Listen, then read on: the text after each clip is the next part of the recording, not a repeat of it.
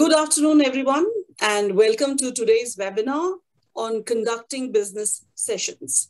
My name is Kalpana Rao. I'm the secretary for COVE Telangana, which is Confederation of Women Entrepreneurs of India. So a little bit about those who aren't aware of COVE. So we are a 16-year-old organization. We focus mostly on entrepreneurship, women entrepreneurship. Okay, and it's a non-profit organization, and we have a national body of around 10 chapters. And our main endeavor in this is basically, like we said, creating entrepreneurs, creating women entrepreneurs. Now, we, of course, build women entrepreneurs through training, through mentoring, through exposing them to financial, schemes of the government, and of course, some non-government schemes too. We also actually help them in marketing skills, marketing opportunities, expose them to network platforms, and partnering with government bodies, like we earlier said, to carry their schemes to our members. We also conduct EDPs, which is entrepreneur development programs, which are of course about people who want to get into entrepreneurship. Just a little route map of how to go about it. And ESDPs, which is mostly conducted in rural areas, which is more specific in terms of creating, skilling people. It's more specific about skilling the people. So this is normally done in liaison with the government and some banks who actually fund us, and that's how these programs are done. So that's about COVE, and you could go onto our website and learn more about us too. So about today's program, which is conducting business sessions. So many of us as entrepreneurs need to represent our businesses, share our story. And as part of COVE or any other association, we need to be a speaker, So it is an art and science to speak in a business session. Same time, many of us have this special talent or wish to be an anchor or MC for sessions, But it needs not just talent, but technique too. When to say what, how to pause, and so many things that you are going to be, briefed about today. Also, as a part of COVE, we keep conducting panel sessions, holding the session focused and getting the best out of speakers is the talent of moderator. That is the job of a moderator who can make the session interesting and informative. So without much delay, let's learn to be a part of these sessions which need skill, techniques, and tips to achieve the special edge. So I'm going to now invite our first speaker, Jyotsna Cheru Garu. A little bit about her. Apart from being president, COVE Telangana, she's also the founder of, in life, she's the founder of and founder director of CMAC India Private Limited. She is a civil engineering graduate, an MBA in HR, and a behavioral trainer. So Jyotsna has 25 years of experience in infrastructure industry, holding various senior management roles and last 15 years as an entrepreneur. Now, about CMAC India is into manufacturing of construction equipment with special pan-India and Middle East, with presence in pan-India and Middle East. It is one of its kind manufacturing unit in entire Telangana under Make in India promotion, serving more than 300 plus top class infra and manufacturing companies and working with global partners. She had an experiential learning of what it takes to build a successful organization. We are actually very lucky and honored to have her as our president. As core member of management team, she ensures CMAC achieves its mission of 4 S's, which is strength, speed, safety, and saving, of course. She also works closely with the China Building Research Academy in Beijing in bringing upgraded technology to meet the material handling needs of Indian construction industry. Meeting the changing needs of customer by continual upgradation of technology is the strength she has created for her industry. As an engineer, she brings her process strengths on one side, and as a passionate behavioral trainer, she connects to the people, making it a perfect symphony. She's associated with Indian Society for Applied Behavioral Science, pursuing her professional development program, and firm believer of here and now philosophy. Yeah, which we all actually do experience with her, because she is a tough taskmaster for all of us Covians. She's also a certified emotional intelligence coach and involved in coaching and mentoring leadership teams of various organizations. Her training sessions are focusing on experimentation and experiential learning. As a guest speaker, she interacts with academic institutions in motivating entrepreneurship skills to students, fraternity as a part of nation building activity. She is awarded the Best Entrepreneur by COVE for the years 2014 and 15. She's presently, as I earlier mentioned, the National Committee member of COVE India and President of COVE Telangana. So without much delay, and I'm sure everybody is looking forward to hearing what Jyotsna ma'am has to say. So over to you, Jyotsna garu. Thanks, Kalpana, for that lengthy introduction. We also learned a lot about you today. Yes. Yeah, I know. That's what it's. I don't know where you got such a lengthy introduction, but anyway, thanks a lot for all the things that you said, and hope I will be able to stand up for those expectations you set in. So, on behalf of COVE, once again, I welcome you all to this session. And as a speaker of this session, it's my pleasure to share this particular topic of how to be a part of the business sessions. So first thing I would like to mention you all is this particular topic what we have chosen is different from public speaking. So it's not about like, there are many sessions that are conducted about how to do a public speaking course or, how to do this. What we are specifically talking about is not about public speaking. Of course, you speak to public, but then this is a specific crowd where you are entering as a panel speaker or as a moderator, or Nitya will take us through what is a MC for an event. So the topic is very specific, the crowd is very specific, and the audience who are registering or entering is also, we are known like, more like if it's a public speaking, going and speaking something in a more of a public where you don't even know the classification of public, that's different. But here we are more focusing on that. And before I get into the session, let me just say, where did the need come from? So for last 15 years, as a trainer, I keep going and talking in colleges and schools and colleges, and then representing COVE also, have been attending many business sessions. I was also part of panel discussions. Sometimes I did the moderation for certain panel discussions. And I'm certain some of the events I have been there as a master of ceremony also. So when we were trying to, couple of us in our COVE itself were trying to hand over the baton to somebody, saying we did enough and we want more people to come in and take it over, we could see that there is a vacuum in that. There's a lot of resistance from people, and even if somebody wants to do, they don't know where to begin, how to do it, and they were facing their own challenges.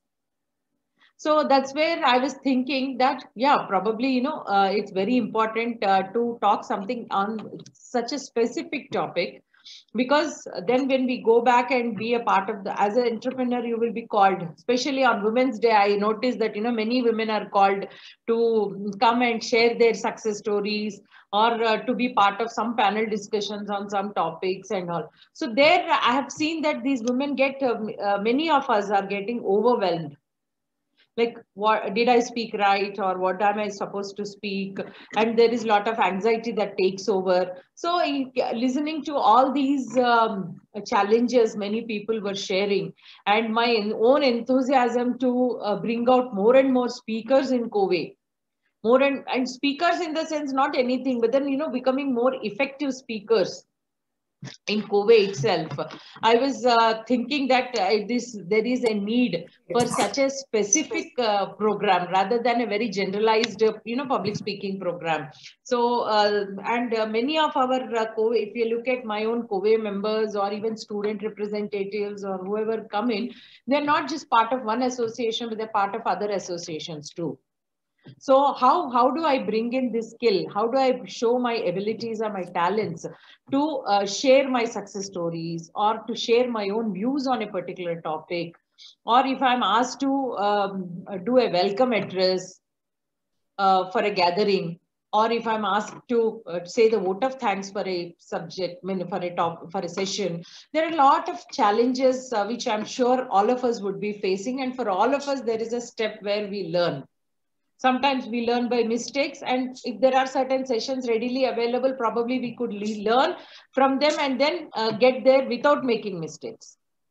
So that is the whole aim of why I was looking at. And Nitya is somebody whom I have seen, as a college girl coming in and starting her first Master of Ceremonies. And then from there is no looking back. She has the natural talent, and for which she worked hard also. So that's what I mean. And that's where I was telling Nitya, and she enthusiastically agreed to be a co-trainer or co-speaker on this session.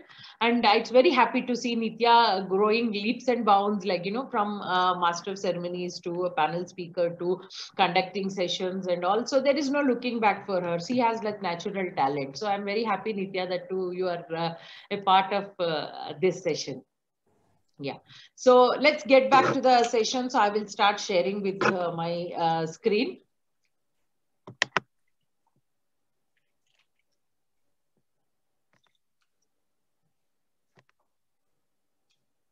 You able to see the screen? Yeah, before I start, anybody has anything just to begin or start? If there's anything that anybody wants to say, I'm open for it before I start the session. Otherwise, I could go ahead.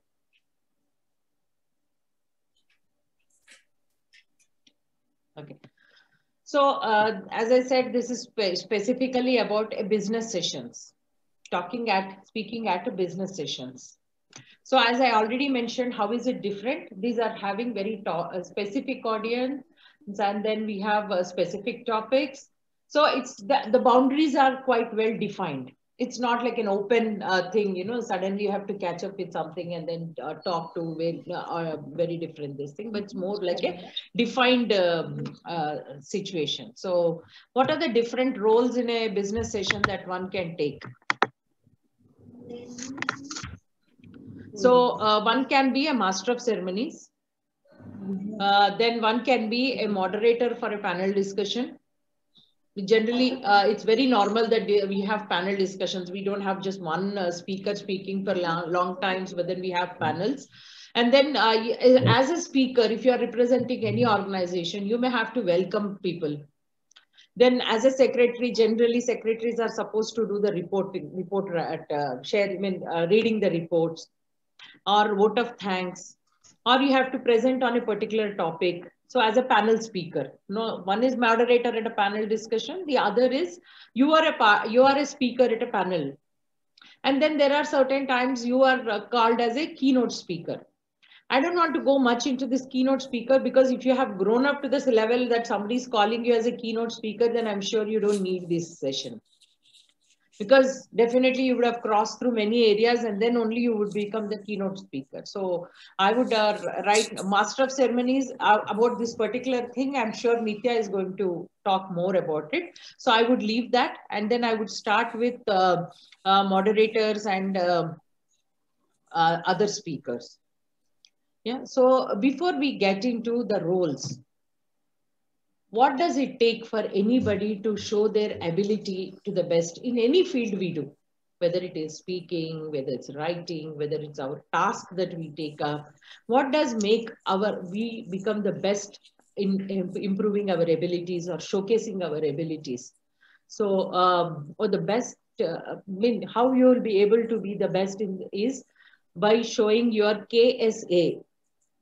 This is my really very favorite line, KSA, because that's where I have developed my own abilities. Like, you know, what's the knowledge? So it is about what am I supposed to do? What is my task? What is the topic I need to look into? So this is about the knowledge about what we are going to do. The second is skills. Skills, as you know, there are many skills that we all have: communication skill, negotiation skill, then interviewing skills, and so many such writing skills. Skill is something, as you keep doing it, you keep improving it. The driving skill, the first time you learn, and as you keep driving, and then you'll improve your abilities to drive much better. So skill is something which comes with practice. How to do it, better, how to do it in a smarter way, how to do it faster. So this is all about skills, is all about how you are going to do it. And then the attitude. The attitude comes as to why am I here? What am I going to present?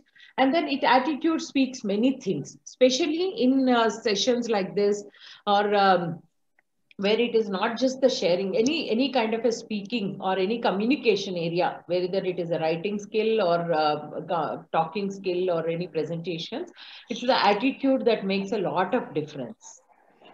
Of course, the knowledge and the skill part is anyway going to be there. That without that, only showing an attitude, you will remain as a person who's showing a lot of attitude.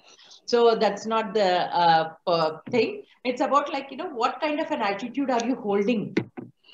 So we'll speak a little more on attitude aspect of it. Yeah. So as I said, we'll focus more on attitude today, because knowledge and all, it is very subject specific, like, you know, what topic you're speaking and how you will get the knowledge about the topic and all. There's not much to get deeper into, but it is an attitude. So when we talk about attitude, one needs to check what is my natural attitude.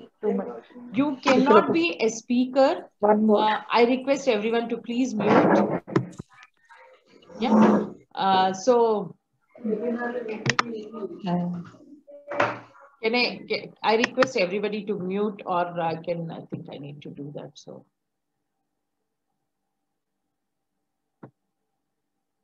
Okay.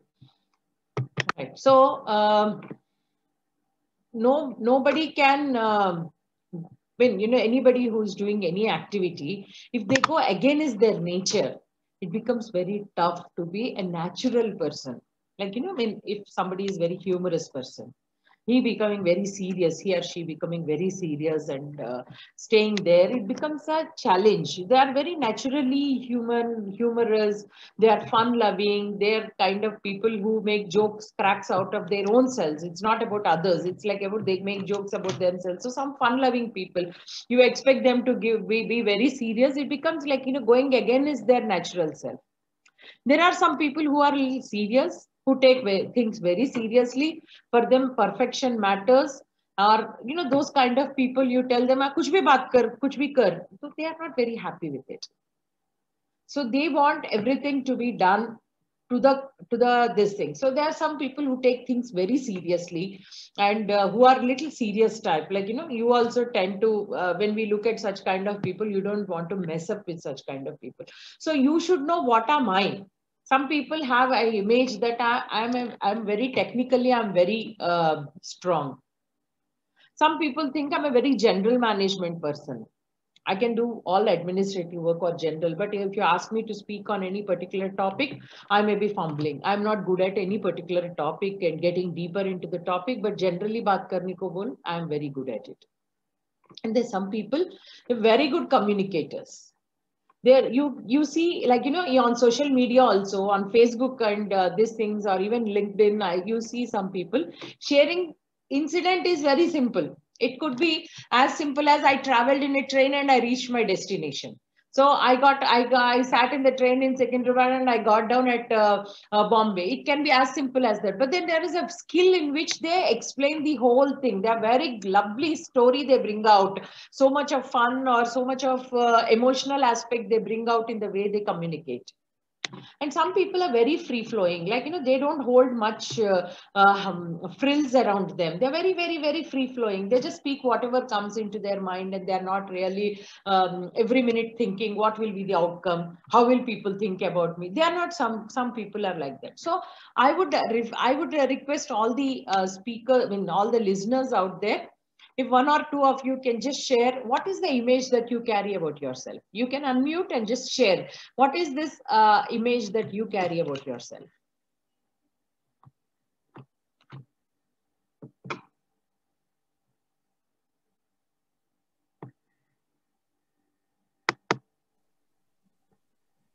Just one or two, if you can unmute and say, yeah.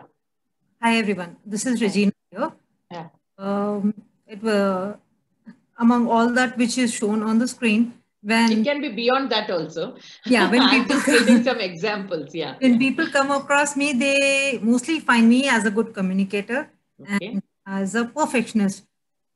Oh, great. When it comes to housekeeping or the way I conduct the meetings or the way I organize stuff. So they mostly say you are a perfectionist. Great. So I'm not a perfectionist. I strive for perfection though. Okay. Yes. That's good. That is what people see me as. Good. Good. So anybody else? That's good. Yeah. Anybody else who wants to share, like, what image do they carry about themselves? Or at least what's the general public opinion about you?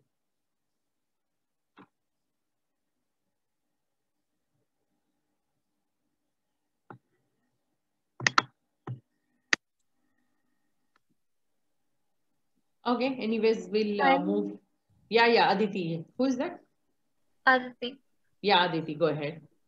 So I'm generally seen as someone who is just very adaptive, and probably I'm more of someone who can work, who prefers to work alone. But when people look at me, they see me as someone who can get the job done. Okay. So. Okay. Great. So people see you as adaptive and somebody is a taskmaster, like, give you some job and you're going to get it done. So that's how people do it. And they see that you do work all by yourself, like, more of a person who works on self. That's great.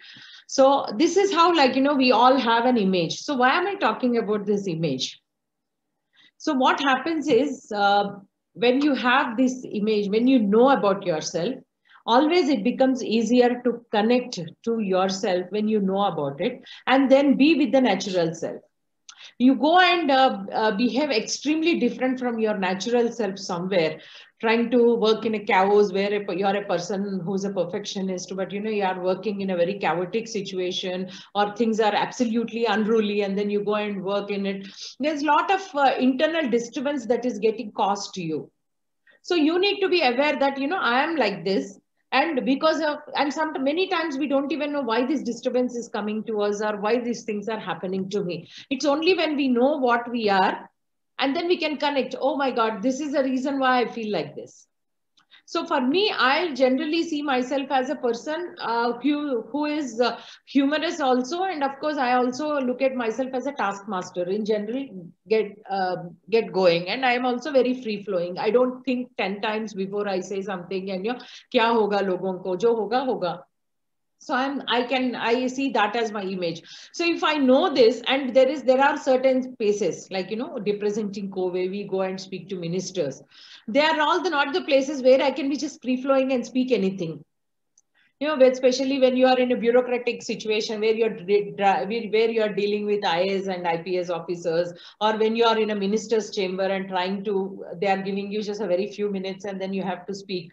These kind of free flowing and kuch bhi baat karna nahi chalta hai. So there are the situations I understand. This is against my natural self.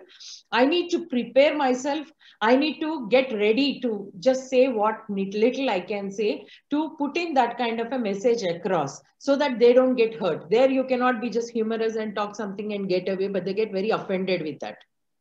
So it's very important that when I go to such kind of a spaces, I be more professional. I mean, professional in the sense, more watching out more what I'm speaking and how am I speaking. So this is one of the things that one needs to be like, especially if you are doing a moderating for a session and you're a humorous person, it's always good to bring out certain jokes or certain, look at the humor aspect of it and bring it out and lighten the situation. If you are a very technical person also, then also it makes a lot of sense that, you try to look at the technical aspect of what they are speaking, appreciate the technical aspects of it. And then that will also motivate the other speaker that somebody is there who is understanding what I'm trying to say. So these kind of understanding what am I will help you to connect to the situation. If it is going it is going exactly the way I am, or it's going opposite the way I am. Still, if there are situations where it's totally opposite, but still you are aware of it and you are on control of it. The moment you are aware of it, that this situation is not going the way I want, then you will try to work towards, because that is a natural human tendency. The first instinct of any human is survival. When you see a danger, what do? So your instincts will naturally work. So same way, if it's you're not a natural self, then you will always work at, oh, okay, so this is not the way I am, my natural way is working here. So I need to somewhere adapt to the situation, and your antenna will raise up and you will automatically try to pick up what is happening around you. So these are the basic things one needs to. And once you are aware of it, your confidence levels will definitely go much. Just a second, please. Yeah, so your natural talents will take over. So this is what I mean to say, when you focus on your attitude and you know that you're more better, calm and contained in such kind of situations, and you're aware that the anxiety is bound to be there in any such situation or any kind of a session. Some amount of anxiety is bound to be there. If somebody says, I don't have any kind of anxiety and I'm pretty cool and all, it's just that, they're trying to work at it. They're just trying to, by talking, they're just trying to work at that anxiety. If somebody is mentioning the word anxiety, that means to say they're going through it. Though they say, I don't have anxiety, then you don't have to say it, right? When you're mentioning the word, I'm fearless. So the moment you're mentioning these words somewhere, you're trying to work at it.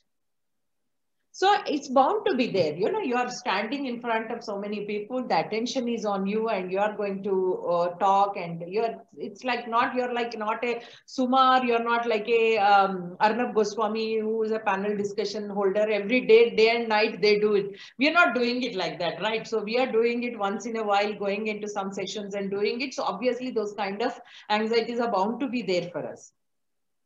So when in such kind of a situation, just acknowledging that I have this anxiety itself will take over so many things for you. If you deny it, it's going to come out in some other way. So acknowledging, yes, I have some amount of anxiety, I need to deal with it, will only take care of many things. And then next thing is, what is this anxiety all about? Is everybody should appreciate me, or I should not make any mistakes. What exactly this anxiety is all about also. Just before you start any session, take a minute to see where this anxiety is coming from. What is the root cause of it? Is it like I have to be known as the best speaker here?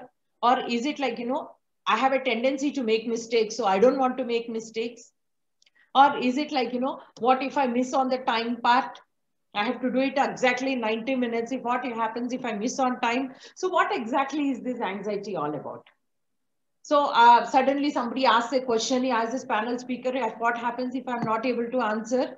So what is this anxiety all about is also some of the questions one needs to ask themselves before entering into that. So these are all your pre-event or pre-session preparations or mental readiness that one needs to have.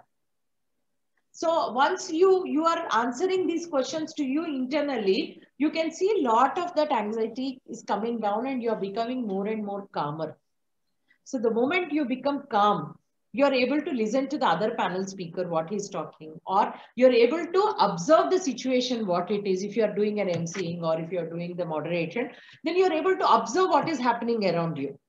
The moment you have your own anxieties, your own fears, your own questions that are raising it, you're not able to observe anybody. If you don't observe and connect to the audience, then surely you'll not be able to do a good job. You're just, you're just rehearsing and rephrasing things there. That is not called as speaking. You're just rephrasing whatever you just noted. So here it is very important that, you have to address what are those barriers that are stopping your ability, that fear of failure. Will I make a messy job? There's a performance anxiety everybody goes through, because this is ultimately, it's a performance that you're going to do, and there's an anxiety that is attached to it. There is sometimes you come suddenly to a session without much of a knowledge, then also you are bound to feel this lack of confidence. What if other speakers speak? So many times I have seen, initially when I used to go as a panel discussion, when I go to as a speaker, sometimes they tell you speak at the last. So there's always this fear for us. What if all my topics are spoken by the other two panel speakers? Then what will I do? When, they are taking away all my points, they are speaking away all my points. So then how am I supposed to speak? What am I supposed to get to? So these are some of the anxieties which I used to have initially when I used to go. I mean, then ye to mera point tha, ye tha. So this kind of like, so then you're widening your knowledge on the topic you're speaking. So in a topic, if you have decided to speak on how to do the marketing, and somebody has spoken about the marketing, then you have to speak about something else. So how that will come, unless you know the entire part of it, how to make, you may have to speak, or how to sell in a new horizon, what this guy has spoken, you may have to speak something different. So like that, if you're doing a session on communication, something would have already spoken about written communication. So you may have to speak on something else. So how you do it, these things are something that will come to you, because if you have put in some efforts to read more about the topic, have more knowledge about the topic. Then language barrier. Sometimes it so happens that you may not have the right vocabulary. And sometimes you may feel that my language skills are not as good. But then many a times I have seen that people don't have very good knowledge, language skills, but the topic they come out with is excellent. Especially in my industries, I have seen there are so many aged manufacturers or aged people with great technology in their hands. They don't have the fancy English with them, but the inputs they give, the way they talk about the technicalities of the topic or the way they put in is excellent. So in such cases, your PPT will come handy for you. So don't go and just like the talk. You have a PPT, then what happens is language is not a barrier, because you're explaining the concept through the PPT. And people are able to connect to you, not by the language you are speaking or the mistakes, grammatical mistakes of English, but the actual message that you are going to give. So that kind of knowledge is also very important. I mean, language barrier also you have to. And as I already spoke enough about these image barriers, they are not giving. So like, if you go, especially on panels, I'm telling you, these things do happen. You go and there are 3 or 4 panel speakers. And then because the organizers have some kind of a attachment to one of the speaker, or the speaker is coming from a very big position. So that one speaker will be given more value or more importance, and they will be asking them more questions. So also I have seen that people lose their confidence, or they get kind of like shrunk. Oh, he's such a big guy. Like, in a panel, definitely there is going to be somebody who's with more experience. He's got more talent. He or she, they have got more talent. Or if you call some government officials, it can be an IAS officer or somebody who's coming and sitting next to you. So in such kind of a situation, there is going to be an inability to deal with this comparative positions. So be aware of it, and keep putting your focus on what you want to speak. In such situations, it's not necessary that you have to compare and say, oh, he's such a big guy, what is that I'm going to do? But then look at it as an opportunity. You have got to sit next to such people and then speak, rather than comparing about like, what knowledge is he bringing in, what capacity he has. You can directly appreciate when you're speaking. Saying, oh, ma'am, you come with so much of a great knowledge, and or you have great experience. So appreciating them will also reduce your inner comparative feeling. It's always the acknowledgement, within yourself as well as expressing it outside will make your image barriers go away. So, but you need not say, I'm very small, I come from a small industry, or I'm too small for you. You don't have to shorten yourself, but you can just appreciate the others for their great efforts. That itself will bring humility to you, and that itself will make the sessions very interesting for you to overcome your own confidence levels. And need for perfection. This is also, have seen many people saying, I'm a perfectionist. I seek perfection in everything and all. See, your perfectionism can be limited up to your presentation. But when you go and start talking, there can be some areas which are beyond your control. So in such cases, that need for perfection, trying to give the best answer, thinking too much will make you miss the chance, especially in a question answer session or somewhere. You think I have to deliver the best answer, I have to do the best thing. Not necessarily. Whatever you are feeling about it, being very honest and abrupt also, I mean, not stupid, but then being honest about it also makes you to speak and become more and more free. As I said, these are all skills. So you may face a challenge sometimes, but as you keep doing it, the skill will improve. And another important aspect I have seen which is lacking for many people who come in any of the roles, whether it's a master of ceremonies or whether it's a moderator or a panel speaker or anything, is their inability to deal with chaos. So what happens is you cannot assume and go to a session thinking everything will be perfect. Already the sessions can be running late, the guests can arrive late, or then some mic arrangement is not working, the projector is not working, and you're not able to do your PPT presentation. But your whole thing, you are dependent on PPT, and suddenly you see that the projector is not working or some problem with the electricity. So many such kind of chaotic situations may come up. You are a panel discussion, you are sitting as a panel speaker, the whole discussion is for 1 hour, and somebody would have taken away half an hour. You are fuming inside like, when will this person end the conversation? And sometimes some organizations make this mistake of calling too many speakers for one topic for 1 hour. Like they want to please somebody and they want to get so much of knowledge to the audience, they miss out the crux of it. So even when you are organizing also, you should always think it should not be more than 3. Because whatever one person is saying, if you listen heartily, that knowledge itself is enough. But we don't do that. Many a times we are greedy, or below, or batao logan ko. And sometimes you want to please them. So usko bhi below, he'll also feel happy. Isko bhi below. So you're just killing the session. The tempo of the session, the purpose and the essence of the session, you're killing by doing these things. At least that's what I mean. When we are in COVID and when I'm in these sessions, I'm very, very, very straight and strict on such things. No pleasing mechanism here. You want to do a session which will be useful for others. It doesn't matter 100 people will get used or 10 people will get used, but for me the purpose is that you have to deliver what the essence of the technical session or whatever the training session is. So we can't entertain 10 to 15 people as speakers and then everybody makes a mess out of it. Like I think last Women's Day we had been invited for some session somewhere. And I think that was one of probably the last, before the COVID started, the last public open sessions that we had. There were about 5-6 women who were called for the session. It was 1 hour.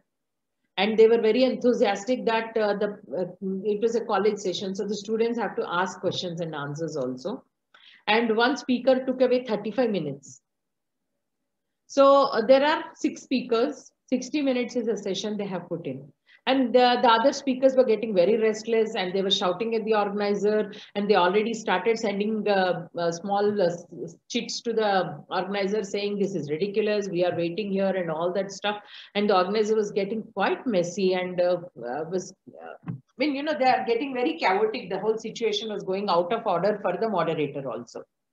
So I would blame the moderator in that situation because she has failed to be more assertive at that situation, to tell that person frankly that, if you do this, I'm disrespecting my other speakers.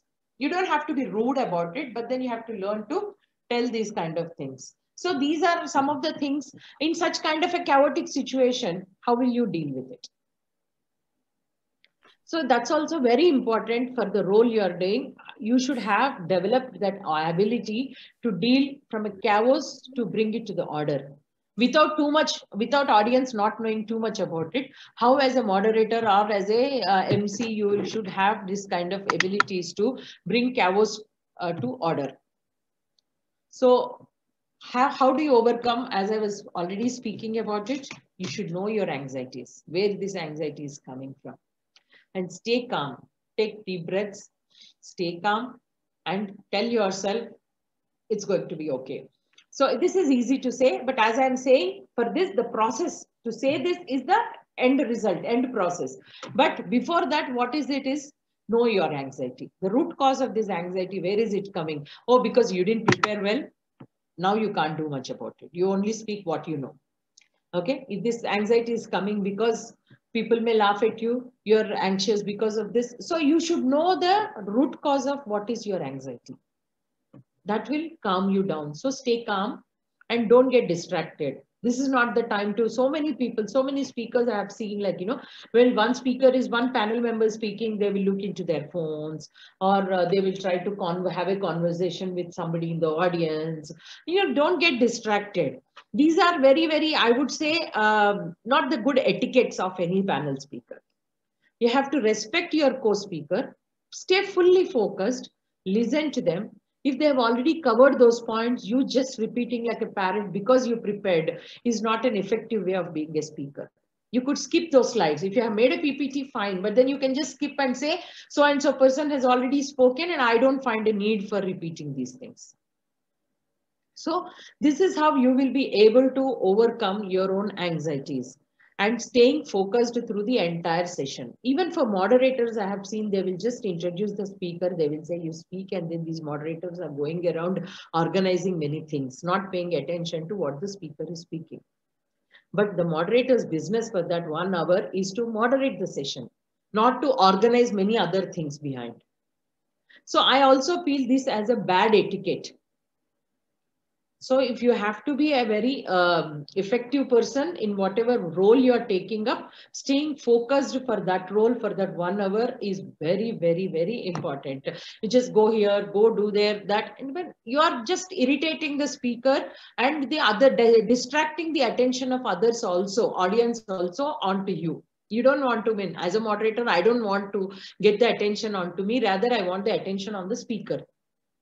So sitting in the middle with the speakers around, you're trying to get yourself distracted, trying to look at the phone or not listen properly to them. So these are all very not so much appreciated. These are not the any etiquettes of any business session. Not only for a moderator or panel speaker, like I have seen on many sessions, like, you know, even we have done it so many times, which I don't really appreciate, but we sometimes do it. Staying as a president where you do the welcome address, and or you are there as a secretary reading the report. But all through the session, we are not calm. We have to keep on calling somebody, give some instructions to somebody. This is very, very unprofessional or not so etiquette way of doing it, not an efficient way of conducting a session. So one needs to stay focused and make sure that, you know, the works are already dealt with. And when it comes to the skills part, as I said, we have so far spoken about the attitude. Now comes to the skill. Is one of the skills that one needs to have is the ability to deal with ambiguity. Sometimes you don't know, one of the speaker has not turned up or coming very late. How do you accommodate these people? How do you put in these people in the in between?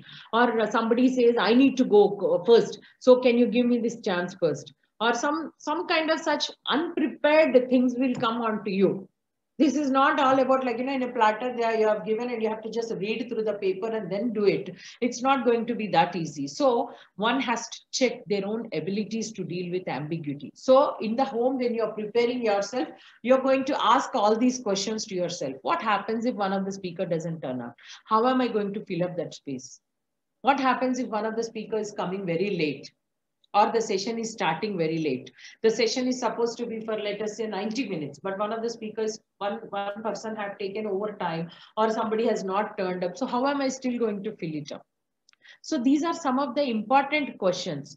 See, what I'm talking, most of it may sound very familiar. I'm not talking something from the sky, or I'm not talking rocket science, or I'm not talking about anything technical. These are all very general things which many of us know. But still I have seen that at least 60 to 70% of the sessions, people do make a lot of such kind of situation, end up in such kind of situations, and only very few I have seen come out successfully managing these things. So that's the reason why I'm again and again insisting this is a skill. So the skill, wherever the skill part comes, that is where your art also comes in. It's not just all about science, it's also about art of managing the chaos, bringing the chaos to order. Then when it comes to being the moderator, preparing the topic very well so that you are giving your opening remarks. Why this topic is being chosen today? What is the need for it? Then preparing some quotations, quotes, which are relevant to it, will always attract people to listen to you. When you give some relevant quotes, or start with a good joke, start with some kind of a phrases or some metaphors, something like, some metaphor, for example, today we are in a journey in a train and then suddenly something happens. So some kind of metaphors, we are all like this and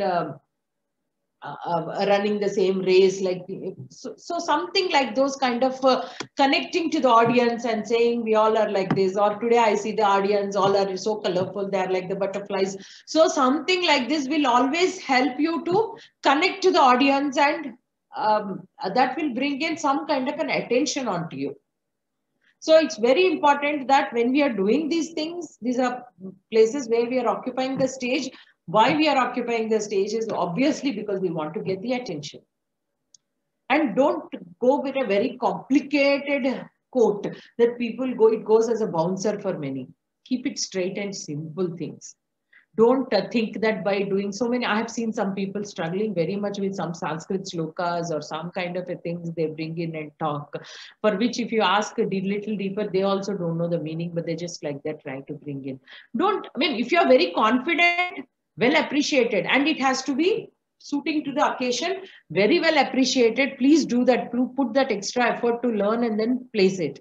If not, keep it simple and straight. Nothing will happen. At least you're not making a fool of yourself standing there. So these are some of the skills. These are some of the aspects where you need to polish the stone you are. You are a diamond, but unless you polish it, you will not shine. So these are the tools which will help you to polish yourself, to get that attention onto you.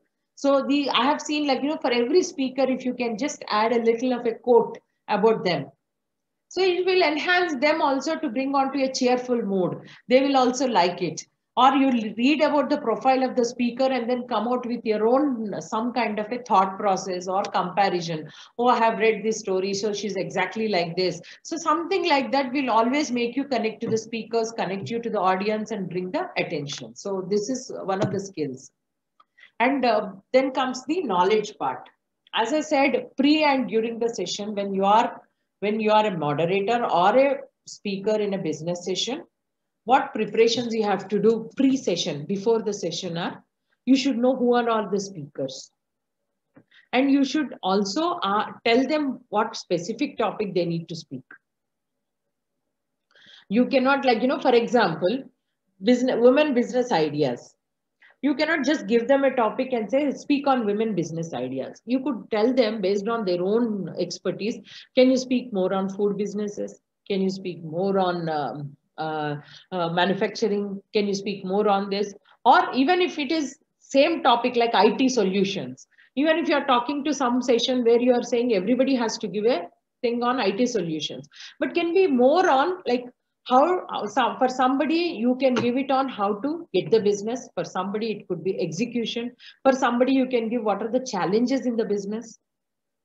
So like that you have to, as a moderator, it's your responsibility to hold the session, to give them specific topics so that they are not overlapping each other. If you ask everybody to give business ideas and if everybody comes out with the same business idea, that whole session is a flop show. So you have to be very specific about asking them, okay, can you talk about supply chain in the entire process? Can you talk more about the end user mindset? Can you talk about like, what challenges you faced in your own story while reaching this success? So something very relevant to the speaker's profile you should be able to tell. Okay, upfront you did not tell, but at least after coming to the session there, after interacting initially with the speakers, you should be able to tell them, sir, can you speak on this? Ma'am, can you speak on this topic for 10 minutes? So that the audience will get the best out of it. Similarly, if you are a panel speaker, you should also still know who are my co-speakers. If you know their profiles well in advance, it's good. So at the same time, what topic am I expected to speak? What is a specific thing that I should speak? And who are the audience? Are they students? Are they management guys? Are they coming from technical? Are they women only or men and women combination? Who are my audience to whom I have to speak? That also makes you connect more to your audience. And then listening to the same topics on YouTube, watching different PPTs will enhance your view on the same subject. So you have to make it a practice to listen to the YouTube speakers who speak on varied topics, and I mean on the specific topic with varied views. So then it gives you a holistic view of like, okay, so this is, some people speak like this and some people have this particular view and some people are speaking like this. So this kind of efforts, what I'm only trying to say is, don't think that these are very easy. In fact, unfortunately, our TV shows and our debates on the TVs and all, they make you look very easy. But actually, if you want to make a successful panel discussion or you want to be a successful speaker or this thing, a lot of hard work we have behind that goes in. Then only you will become a very effective speaker that people don't get bored with you. And then comes the PPT part. For me personally, I generally do a PPT because the visual will always be more entertaining or more catchy. People go with the flow. A structure is formed. We are not giving Bhagavat Kada here, or we are not talking Mahabharat Kada here, so that people will get connected to the story and then you don't have to have a PPT for that. I'm sharing my own success story. I don't have to have a PPT. I'm talking about my life. I don't need to make it into PPT. But when you're subject specific, it's always better to have a PPT because it will give a structure to the people. They can divide themselves. Okay, so this topic, this. So out of, you speak for say 30 minutes or 40 minutes, at least 10 minutes of that or some important aspects will definitely go into the minds of the audience because you have spoken in a particular structure about it. Where there are no spaces, where there is no scope for PPT, they say, sometimes organizers say we can't have a PPT. So in such kind of a situations, my own experience has been to go with catchy words like 3R, 3P, or 5C. So in one of the sessions with I think where I think some sessions where we said 3C. So it's all about like, cricket, chatting and something. So like these things they will remember. Reflect, retain, regain, something like that. If you do these kind of 3 R's, so then people will catchily hold those words to you. So your speech, you are going to make an impact on the audience by using such kind of some kind of a phrases, or like, use the words and something like, smart. What is SMART stands for? S is specific, A for attitude, M for measurable. So like, like that you have an abbreviation for it. So that way also people will have that what you spoke about the topic in their minds. Like as I said about KSA, knowledge, skill, attitude. So for anything you want to do in your life, you should have these three parameters filled up, then only it will turn out to be a good session. So that's how you have to make some kind of a small abbreviations or use these kind of things where there is no PPT. If there's a PPT, yes, at least whatever visuals you are bringing in will always attract people. And making notes for reference. Like, you make some note or some this thing, quotation others have spoken or some note about it, some statistics. You can't remember them. You can always take a note and open it and then see and then say, as per so-and-so survey, this has been the statistics that has been said, or so-and-so person said these things. So these are the notes you can use as a reference. There is nothing wrong, but just reading the entire speech is very boring. That will be one, that is not called as speaking, that is called reading. I have seen many people, they just bring in one notes, or they, nowadays it's all smartphone, and they start reading from the topic. So it's also very boring, though. If thought is there in that, that you want to bring in your live presence there. So connect with the audience and speak. So that way what happens is you are becoming relevant. Otherwise people can just Google and get the same information. Why are you there? Because you're bringing in your self experience. How am I relevant to this topic? Why did they call me, and how am I going to make a justification to my presence here is something one has to think for. As I said, panel speaker, please being on time. So many people think if I come on time, then my value is degraded. But I think slowly that mindset is now changing. People are trying to be there more on time. And be on specific topic. I'll tell you my recent experience. We called somebody for a particular business model to be shared. You know what that person said? First, the person spoke on and on and on. The time the person was given was 20 minutes. Out of that, he took 40 minutes.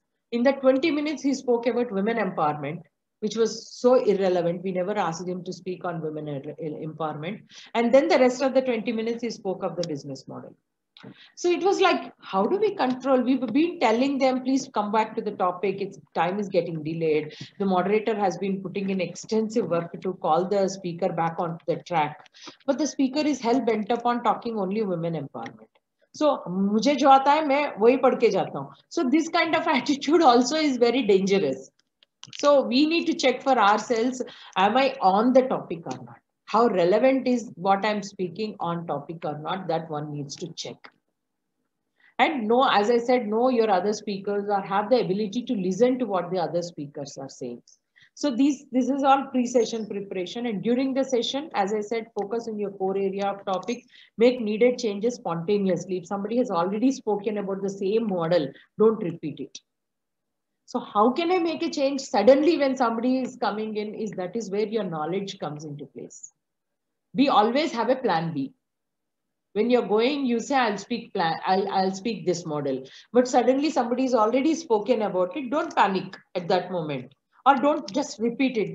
Everybody will devalue you. Though your idea could be very good, but somebody has already spoken, they will devalue your presence. So instead, have a plan B always. If somebody speaks on this, then I will immediately shift on to this topic. I can speak on this. So this kind of preparation is needed. And as I said, listen to the other speakers. And same thing as a moderator also. So the clarity about the sub themes, as I said, the topic, speakers and everything, and the club, and sometimes the clarity on sub themes is very important, what you're giving to each speaker. And then question answers, how you hold the question answers as a moderator is very important, asking the relevant questions to the speakers. And when you are holding question answer session and there's not too many people ready to take the questions, when we ask for questions, then it's for you as a moderator, you need to go and ask certain questions to the speakers. Because you created a question answer session. Sometimes audience are not ready to ask any questions. Then in that case, how do you manage this? So you have to be prepared. That is your plan, that you will have 4 or 5 questions for each speaker, one question or two questions. And then you will ask the questions to make the session more interesting on behalf of the audience. And one should have the ability to listen and summarize. This won't come overnight. This has to come when you listen to any particular topic on YouTube, and then you immediately start summarizing what did the speaker say. This is very, very important, which many moderators miss. And sometimes some moderators are pathetic. They speak longer than the speaker to summarize the sessions. It's like I'm saying, why are you repeating everything? This is not what the speaker said. He just said so many things and you are just going on and on and on and on. Please don't do that. So the ability to summarize quickly, just the highlights, that will not come. I'm telling you, that won't come just like that. You keep listening to things, you keep watching. But even in a movie also, even a movie scene also, you see, and then you say, what is that summary of that scene, that particular situation? Okay, just in 2 lines, I'm going to summarize. This is the main thing of the situation. So you need to practice that. And time management. As I'm saying, one needs to be assertive. What is being assertive means? Is assertive is different from aggression. Assertive means in a very polite and nice way, reminding a person while he's going on to the stage itself, you can tell him, so you have 10 minutes to speak on this. Ma'am, can you continue? Can you stop this within 12 minutes? So after 10 minutes, you can simply go, and if they are standing somewhere or you're sitting there, you can just simply remind them, ma'am, 2 more minutes, can you close it? So that way the other speakers are also knowing that you're valuing their presence. I have seen many moderators failing to do this because they think they're offending the speaker, but actually not. By reminding them, you are respecting the speaker, because after a certain time, after 12-15 minutes, everybody gets restless, including the audience. Oh, if this person is only speaking for so long, when will that person speak? So that restlessness starts. So everybody is losing focus on what the speaker is saying. So it's always better to remind them about their time. After 10 minutes, they spend 2 minutes, then you can say you have already spent 12 minutes instead of 10. Can you close in a minute or two? So like that, it is always better. And that's what is called as assertiveness. Speaking politely, but firmly. And as I said, managing the chaos and other things which I have already spoken. And always be smiling. Don't fret. It looks very, very, very, I would say, a bad etiquette or a bad manners if I see some moderators fretting on the stage. I don't know, sometimes they keep such a fuming face as if, I know sometimes we expect a speaker to speak something and they will go offshoot and they'll come back with something and they'll take you around the whole world without actually answering. Certain times, as a moderator, I also felt the pinch of it, what did I ask him to speak and what is this person speaking? So, but these are all my internal conversations. I cannot just show it on. I have to be smiling and say thank you very much, because you cannot be disrespectful at that situation and make it obvious to the whole audience. So you have to be just staying with that positivity that, okay, it's fine. These things do happen. It's not like, because I'm managing my employees and I'm the boss of it. It's not like that. Moderator is somebody who's just a bridge between different speakers and the audience. So I have to always stay as a bridge. I have to remember myself. And now comes the other important aspect. So before I go into the next aspect, just want to take a break because I've been continuously talking. Any thoughts or any experience anybody wants to share quickly for a minute, you can please.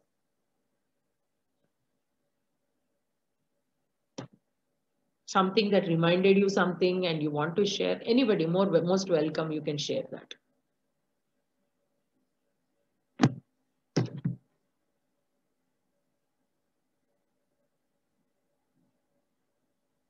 Okay, I will close in 2 minutes, Nitya, and then I'll hand over this to you. Okay, so. Yeah, no problem. Yeah. So, okay. So the last thing I'm going to speak about is the business session speakers, where we are going to do the welcome address. I have seen so many big guys or so many people goofing up the names of the dignitaries, goofing up on the designations of the dignitaries. And sometimes they don't even know the topic or the relevance of that session. You are the person who's welcoming, and you will look back at the banner and then read out the topic. So that's very pathetic. If you can't remember, I'm sure we cannot remember each and every person's names and their designations. Please write down. But welcoming should not miss out anybody. It should have everybody. And because you are the opening person, like you are welcoming means you are the first person who's coming and speaking, ensure you address each and every person, their full name, and you are introducing those persons to the session, to the meeting. So you have to ensure their designations are properly spoken about. And the event, what is this event all about? That also you should be prepared. Now, I have seen many people making these mistakes. Same thing with vote of thanks also. Vote of thanks is the last thing. So if there is no time, one can close it saying all the dignitaries, thank you. But if there is a little time or some kind of a serious business sessions, it's always better that, you speak each and every each and every speaker's name and thank you them personally for whatever their presence made the difference.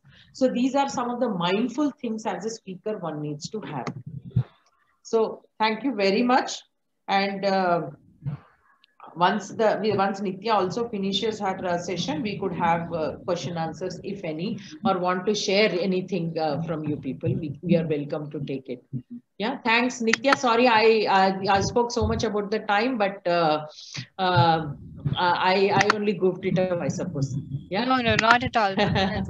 Yeah. So that's it. So that's from me.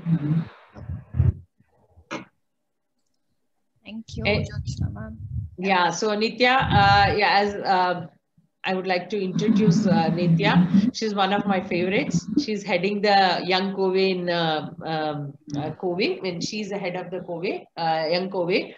And she has done her MBA and right now she's working in Amazon.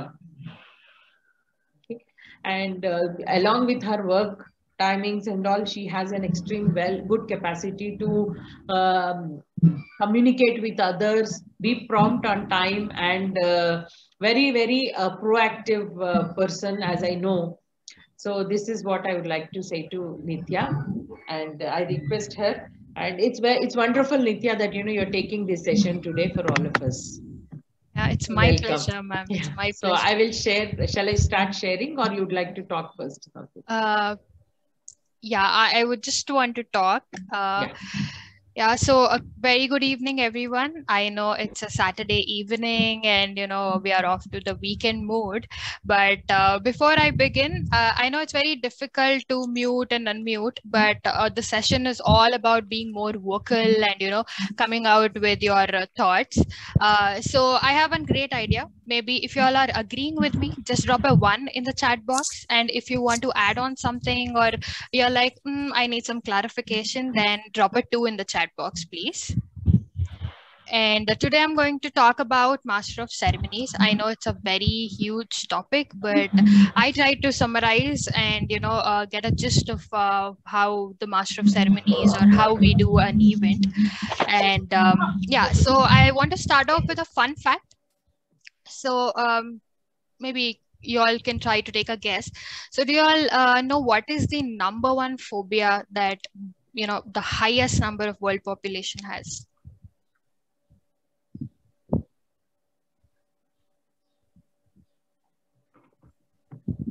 Fear of falling? Great guess, but it's the fear of speaking in front of a crowd. It even it even beats the fear of death. Oh, okay. Exactly. So yeah, so that is why, we'll make the most of it in the chat box. I will not put anybody on spotlight to come up and speak, but please keep the messages going in the chat box with your 1 and 2s at least. And yes, ma'am, could you please share, or do you want me to share it? I'll just continue doing it. I have given the rights. You can share, or you want me to? I can do that. Yeah, I'll do. Yeah.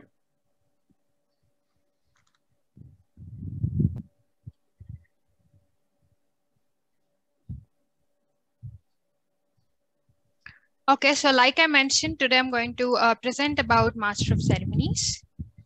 And yes, to start off, the learning objectives of the session would be to discuss and understand the role of the Master of Ceremonies and understand the responsibilities of MC and barriers of effective facilitating, and a few takeaway tips and wrap-up reminders. So to start off with, who is MC or what is this MC? So it's Master of Ceremonies, and often it is written as EMCEE, and it's a person or who has the stage presence, the poise, the body language, or and who takes the credibility to conduct a formal event for a group of people or for a community. So coming to the role of MC.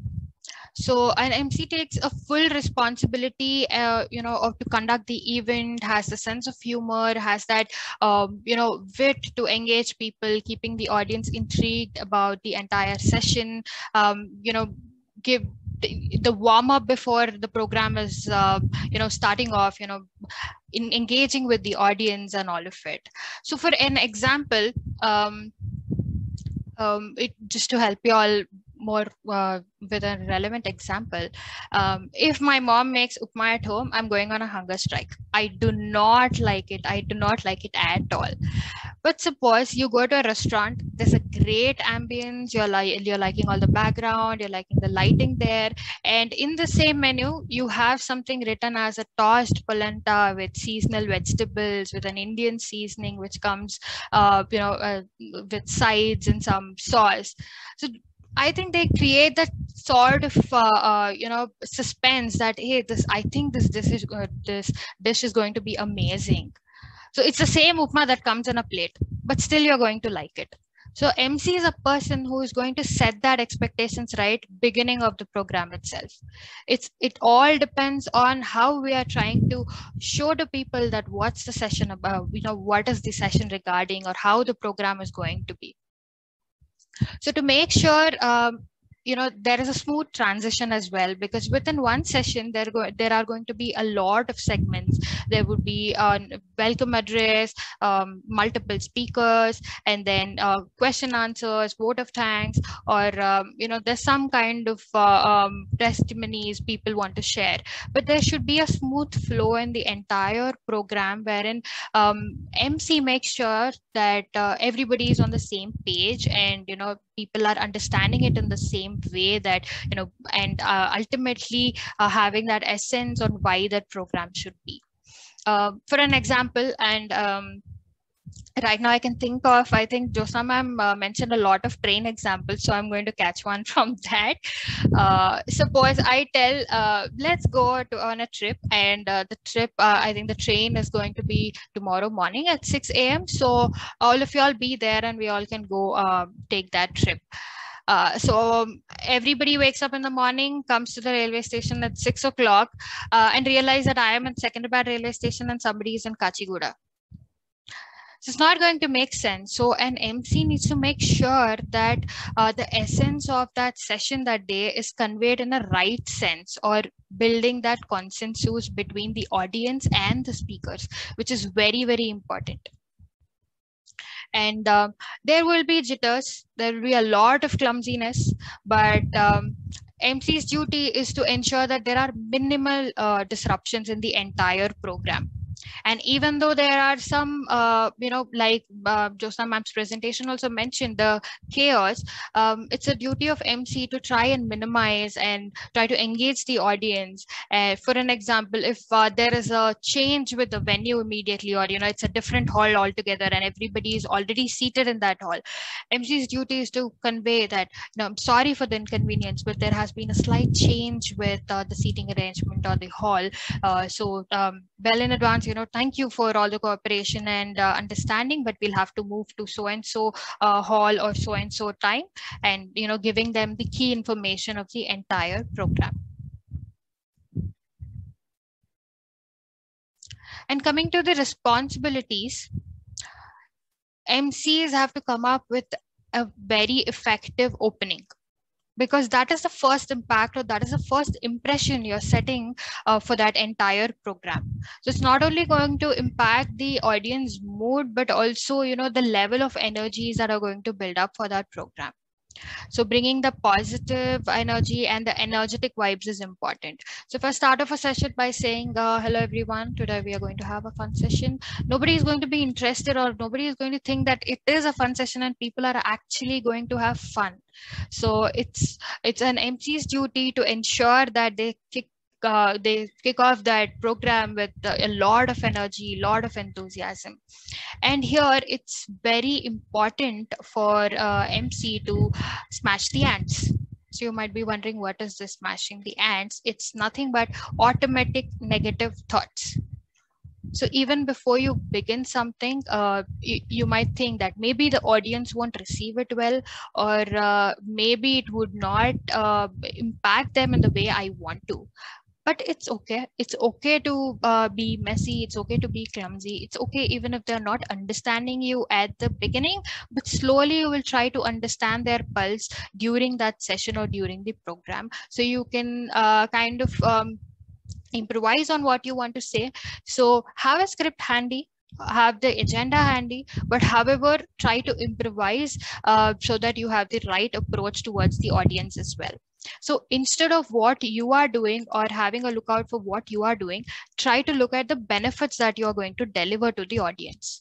As an MC, it's very important to do so.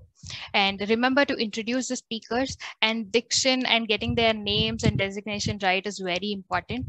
And don't forget to introduce yourself, because you are the person who are going to start the program, end the program, and all through you are the the building bridge between the audience and the speakers. So introduce yourself and avoid any kind of dead air.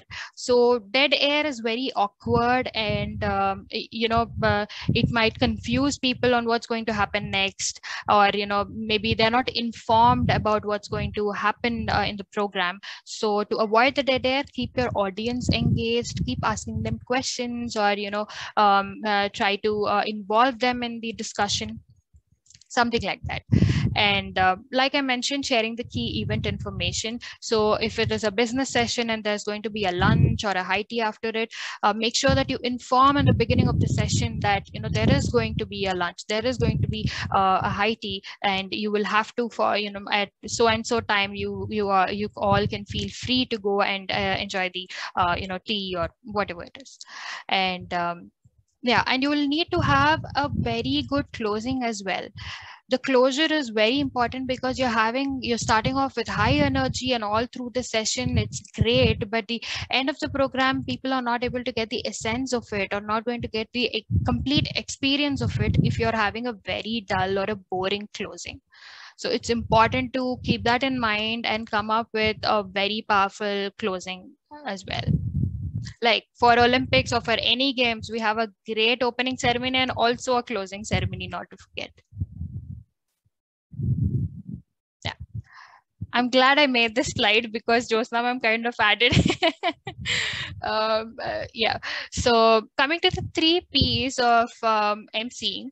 So first thing is the preparation. So you need to deep dive, you need to research, understand the pulse of the audience, because you are going to have a diversified audience. There might be students, there could be people who've just started off work, or already experienced. So you need to have that research done right, so that your questions are more relevant.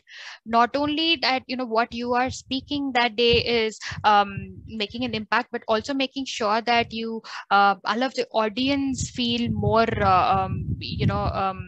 a part of that particular session. So your research is the key, and deep dive. And like Josna ma'am mentioned about the root cause, identifying root cause is very important. But after you identify, how you come up with a plan of action, that is another important thing. So you need to have an immediate corrective measure, so that you can sort the situation out immediately, and also come up with preventive measures, because that's going to help you out in the future sessions to avoid such sort of clumsiness or awkwardness.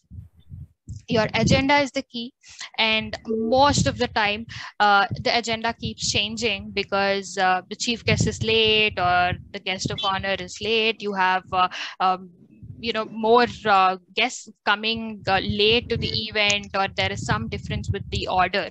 So make sure that you have few bag of words with you, to be more respectful when you're talking. So when you're talking, already another guest has arrived, make sure that you pause and acknowledge their presence. So we acknowledge the presence of so and so person, their designation, and we are very pleased to have you, or we welcome you to the session. So make sure that you pause and acknowledge their presence whenever they're joining. It's okay, no matter what, when you started off they were not there, but make sure that when they join, you are acknowledging their presence. And your script is very important. I know sometimes MCs have pages and pages of script, but I tell you, always have a sheet with keywords that you would like to use to fill in the gaps.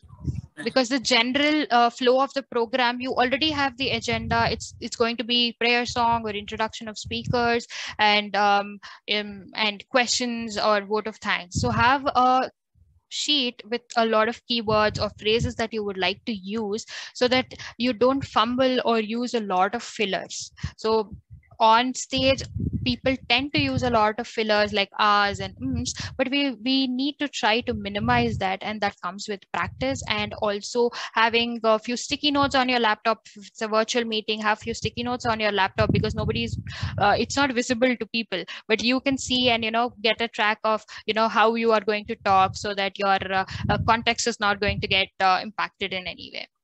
And the stage presence of the presence is very important. So where you're standing, how you're holding your posture, your gestures, your hand movements, eye contact, having the smile going on all the time, and the right attitude is very important when you're on stage. And now understanding the remote learning phase that we are all going through, it's all virtual. So make sure that at least your your cam shutter is proper, and you're looking into the camera. At least sometimes, even though you're looking at the presentation, make sure that you try to build up that sense of eye contact, or try to involve people in session. So the presence, people need to know that you are present, you're there, you're approachable if they have questions, and they can get to you, or they can ask you if they have faced any sort of difficulty during the session. Yeah, coming to the barriers of effective MC. First thing is the stage fear. Everybody has it. So I started off with a statement telling that is the #1 phobia. And lack of knowledge. When coming to lack of knowledge, it could be two things. One is lack of knowledge of who your audience are, and lack of knowledge on what is the topic for that particular session. So to get the pulse right, you will need to know who your audience are, try to do a research on who is coming, and a brief on how the session, or what is the overall outline of the session, what is the major thing that the session is trying to communicate with the audience. Understanding the purpose of the session will help you to understand the knowledge that you need to get right and understand your audience. And the second thing is to know about the topic, deep dive, but make sure that you don't the level on where you have to deep dive as well, because the speakers are there, they are going to tell about the topic. You just need to assist the speakers, bring back the speakers on track, and try to convey what the overall session is. But you are not a speaker, you are an MC, you're facilitating it. So understand your relevance, and understand your time limit on what you have to speak, how much you have to speak. And improper vocal behavior. So this is very important, because on a virtual platform, especially if your mic is muted and you are, and a lot of times you're being reminded of, then it's a check that you will have to check and make sure that this is not repeating again, because it sort of creates a very unevenness in the entire program, that somebody has to prompt you every time to mute your mic or unmute your mic. And on a stage, you need to have, or even when you're talking on over a virtual platform as well, your tempo and having the right flow, and making sure that you have modulations in what you're talking. We are, it shouldn't be robotic, or we need not use a lot of complicated English. We need to just make sure that they're understanding and having a modulation so that they understand it in the right way. And usage of foghorns, it's nothing but usage of filters.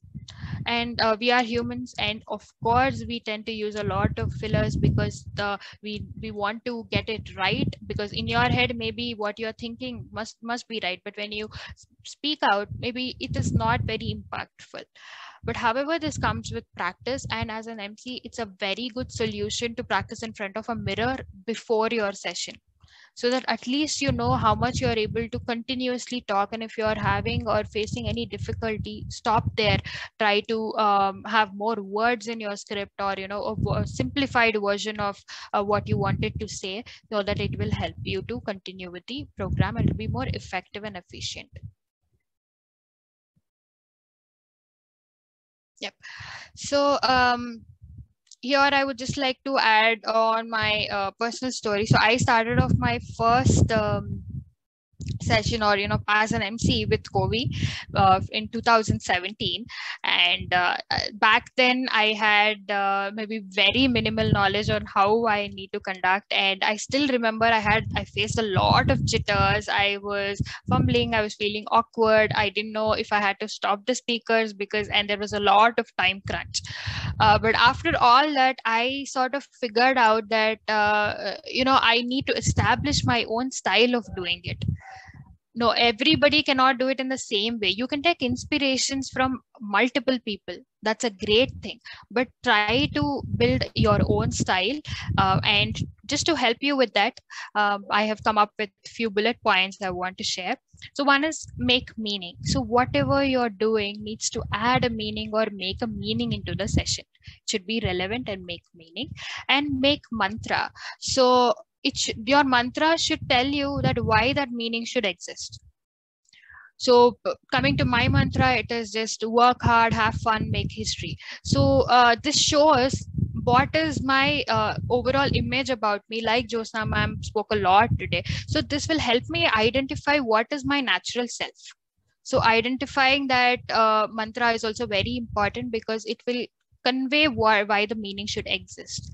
And jump to the next curve is nothing but initially we used to do a lot of physical sessions wherein the attendees used to come and we used to have a conference hall, the PowerPoint presentation and see proper seating arrangement and all those facilities. But coming to virtual, this thing was a huge leap. It just happened in a matter of 1 or 1.5 years. So we have to be ready to jump to the next curve. We cannot stay stagnant and think that it's going to be the same like how it was on a normal physical platform. Then because it is entirely different. I need to know if my video is on. I need to keep checking participants. I need to focus on the chat box. So there are multiple things. So I have to be ready and to be more adaptable so that I can jump to the next curve. Just to take you all through an example, initially there were no, people used to cut ice and store them and then deliver it to a lot, multiple people for their use. So this happened of course not in India but in other countries. So the next curve, when they jumped in, they sort of made it as a business wherein they cut ice. They need not wait for winter, but they used to store the ice that they cut in winter in some sort of storage or cold storage thing, and they used to deliver it on regular basis. So there was a leap from how they used to wait for winter, cut ice, and then deliver to people, from the small idea or jumping to the next curve wherein they thought that storing this in a proper place would help us deliver ice everywhere. And later on, the huge leap came wherein refrigerator your own ice at home. You want whenever you want, you can enjoy anything that you would like. So it's jumping to the next curve that brings a more newness to what you're doing as well. And roll the dice. Try it sometimes and see if this is going to work, because if you are not trying it, you will never know if that's going to work or not, especially for an MC. For MC, it is important that you try things when you have the right set of audience. Try and see if that's clicking or if people are enjoying it. If not, then you're not going to use it in your next script. And let 100 flowers blossom. So if you are trying to crack a joke or something you've said on a lighter note, you used puns, then wait for some time and see how the audience are reacting to it and what is their feedback on it. So just to give you all an example here, when the first washing machine was launched, I don't remember. I think it was the huge tub wherein there was no dryer in India. When that was launched, by then India already had a laundry system wherein we used to give clothes or wash clothes at home, but this washing machine thing was our overall very new thing in India. But when Whirlpool or the company came to India, initially they struggled with the sales, but suddenly there was a huge rise or huge surge in sales only in Punjab. So the managers were like very intrigued or to know that why the sales have hit so high only in Punjab. So they went to see and they discovered that people were using these washing machines to make lassis in large quantity. In every Punjabi dhaba, there was one washing machine and which was making lassis and serving hundreds of people there because they are making a huge quantity of it. So let 100 flowers blossom. You try something, maybe it's not going to have the same meaning of what you want to deliver, but it's going to come out even more good or even more, people are going to give a different perception towards it. So let those 100 flowers blossom, try out and see how they're receiving it. So the next one is don't worry, be crappy. So it's okay to have that awkwardness, because once you set off with that flow, I think you will start improving and you will start doing well. But initially it's okay to be awkward, or it's okay to have that clumsiness. And the major thing to avoid this is to come out and speak. So don't wait for people to continuously tell that come speak or you do this, you do this. You come out voluntarily. Even if you're bad at it, try doing it once or twice and you will start getting some sort of a learning experience out of it. So make sure that you are giving it a try, you are coming out and speaking and sharing your thoughts or sharing your views, especially during these sessions. Because I agree that on a physical platform, it's very difficult. You're like, oh my God, all eyes are on me. But on a virtual platform, you have an option to stop your video, and you have an option that nobody can look at you, you can only speak. So you can try out on a virtual platform. And the last thing is, don't let the bozos grind you down. So people are going to say that, no, I don't think this is suiting you, or I don't think you were that good on stage. I don't think what you wanted to convey was very specific, but it was rather very vague. It was, it was boring or something like that. Don't let those thoughts pull you down, because you are the one, you have to work on yourself, and then you have to come up and, that will help you grow. So that is with the art of MC. And lastly, it's all about questioning. So as a moderator or as MC, to stimulate a discussion, you need to have questions on behalf of audience as well, because always the audience are not going to come up with their own questions. So just to make the understanding and the learning experience more better, you need to come up with such questions which will make an impact and make it easy for the audience to grab a gist of the entire session. So that's why to stimulate discussion, you need to have the questioning. Maybe you could ask some open-ended questions or close-ended questions, or ask leading questions relevant to the topic, which will help them to have a connect with the current topic and their previous learning. So as an MC, try to bridge that gap between, the multiple speakers, what they are talking, and how you can bring a common platform for discussion from the audience to generate that discussion. So active listening is very important. So even to come up with questions or anything, the MC needs to be very active to grab every point every speaker has said. That is when you will be able to talk more relevantly, and it will sound more meaningful when you listen to speakers and then come up with questions. It's also very important to get an understanding of what a learner's knowledge is. So if you're using complicated English terms, or you're using complicated subjective knowledge for a general session, it's very difficult for a learner to understand that. So try to come with simple terms and keep it simple, and try to understand their knowledge and ask questions relevant to that. So a few tips to take away are having a clear agenda. So making a list of who is going to come that day, who are the speakers that day, and if there are any additions, deletions at the last moment, any changes in the agenda, the program flow, it's very important you have a clear agenda. Having a script that suits you and is also relevant to the occasion, if it is a very formal one, or if it is informal, and if it is okay to have your own style, or if it is okay to make a few jokes in the session. So understand the type of the session and come up with script after a thorough research and understanding the pulse of the audience. So while moderating, I've seen a lot of times people trying to stifling their yawn. So it's getting boring, but they cannot say anything. And but at that time, I think it's a duty of MC or the moderator and who is handling the session to attract them, keep them engaged, and make sure that they are having that interest going on throughout the session. And impactful introduction.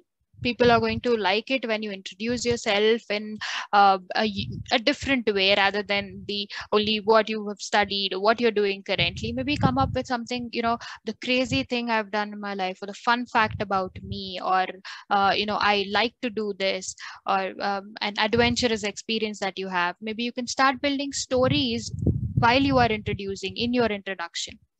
And I'm sorry, I I wrote script twice, but yeah, script is very important. And add a quote. I think Josna ma'am also mentioned this. Having a quote in the initial script will, try to set that tone for that session. Have a bag of keywords with you, or have a sheet of keywords and phrases that you want to use in your entire session, so that you don't fumble and don't have the dead air. Have your own style, and make sure that you are having a right body language when you're on stage or on the virtual platform as well. Have your own style of delivering what you want to say. That's it from my end. I'm happy to take any questions.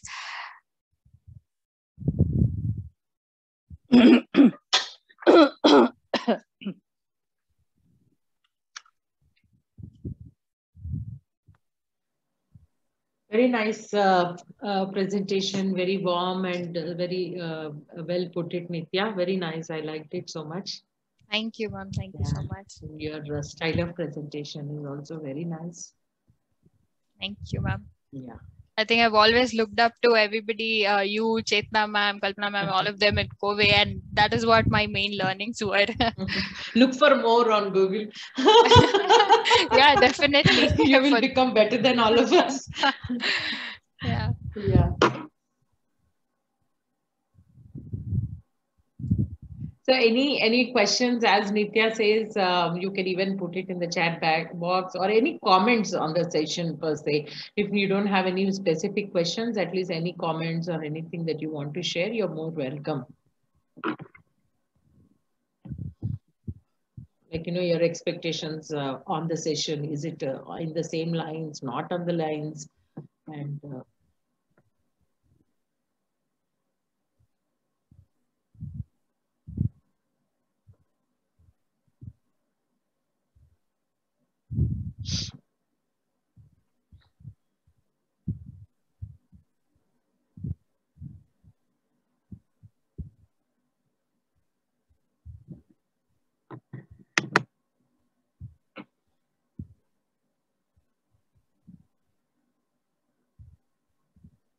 thanks, Kiran. Thanks, Anuradha, for mentioning this to us.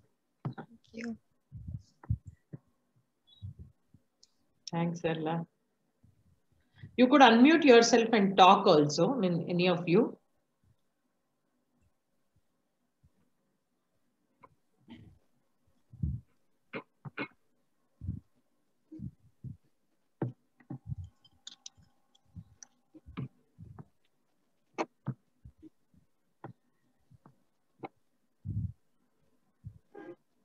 Okay, I think there are a few college students as well in the session.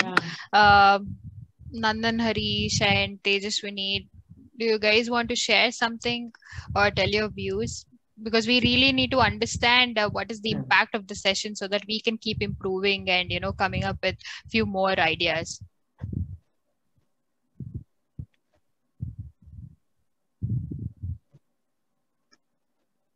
Yeah, can I say something? Of course, sure. You can. Yeah. Yeah, thank you. So this was a very good job. She did an excellent job. It was a very interesting session, and she made it so simple. It's easy to understand, and it was a good topic we chose. Like it's a good idea this is currently most people would benefit from this because of change in the new normal, Now this is going to be normal by and large.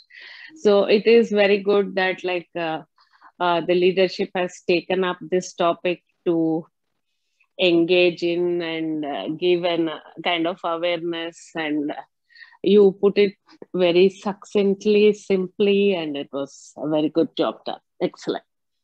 Thank you very much. Thank you. Thank you, ma'am. Thank you so much.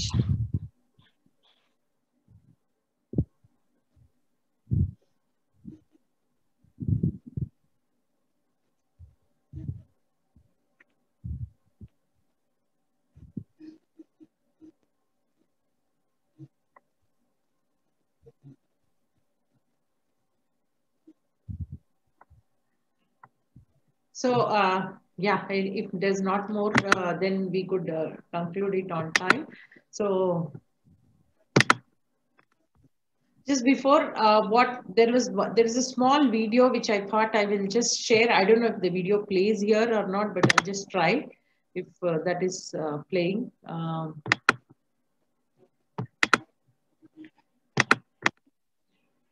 Is it playing? Nitya, is it playing? Yes, it is. Yes. Can you hear? No, but there's no Not audio. yet. No audio, is it? Yeah. Oh, okay. Just a second. Can you hear now? Yeah.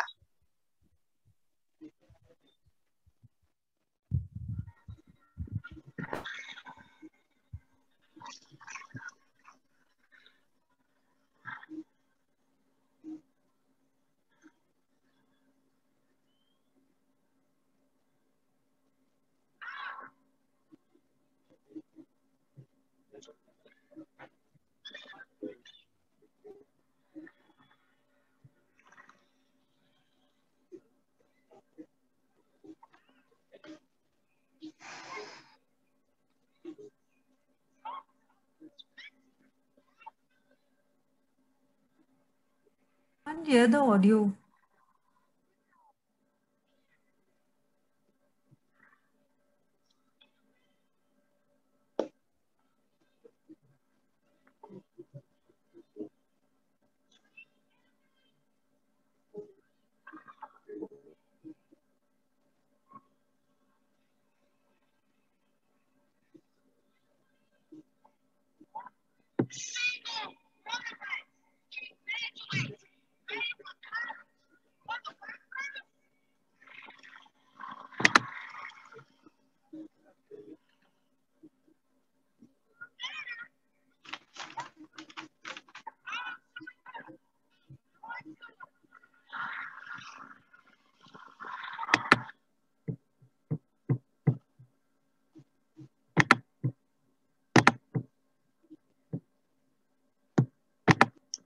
Well, I just wanted to share this small video only to say he's a fourth grader, Dalton Sherman, and how he picked up so much of he became a motivational speaker. He goes to college schools and then motivates students and then talks quickly that there are so many stalwarts out there who does an excellent job. And maybe because he's too young, he doesn't have too many emotions. And he's just fearlessly coming and speaking. So he inspired me in so many ways. When I was in the process of doing my behavioral training, somebody advised me to look at his videos. And it was very inspiring for me, though he's just a fourth standard at that time. Now he must have grown, but this is a very old video of him. So I just thought I'd just share that quickly with you all. Thank you.